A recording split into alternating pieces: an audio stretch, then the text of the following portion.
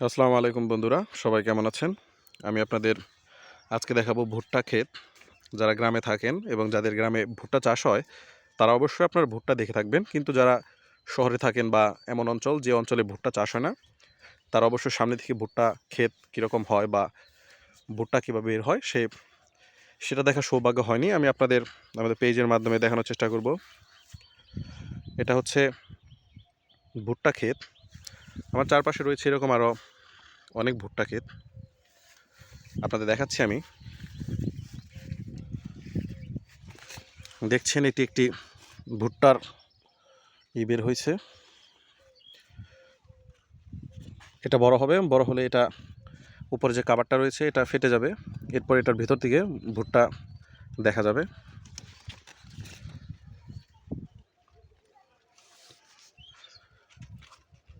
দেখতে পাচ্ছেন ভুট্টা ক্ষেত। দেখুন এগুলো নিচ থেকে বের হয়, এরপর আস্তে আস্তে বড় হয়, তারপরে উপর দিকে উঠে থাকে।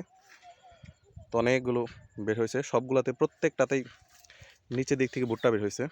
তো ভালো লাগলে অবশ্যই লাইক কমেন্ট করবেন, এবং যারা প্রথম দেখলেন তারা শেয়ার করে অন্যকে দেখার সুযোগ করে দিবেন।